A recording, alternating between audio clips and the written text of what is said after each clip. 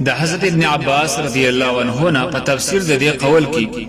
قالوا لا تذرن آلهتكم ولا تذرن ودا ولا سواعا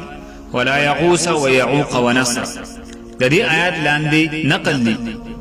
دا ود او سواع يغوث او يعوق او نسر د نوح علیه السلام د قوم د نیکانو سړونو مونږ دي. و هر کله چې دا خلق وفات نیکان خلق نو شیطان د قوم د نیکانو خلقو ته بیا وسوسه واچوله استاسو د نیکان خلق وفات د دې مجسمه سازي کوي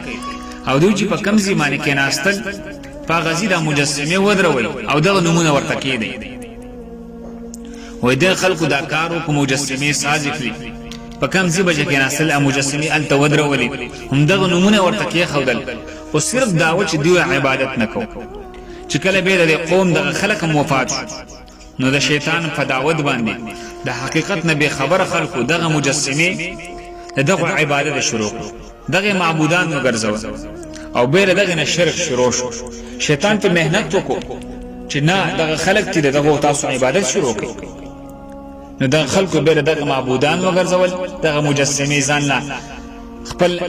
علیه وګرځول دغه خدایان دي. نو دغه نه بعد بیا ورسته شرک شروع شو او غیر الله ته سجدي شروع شو.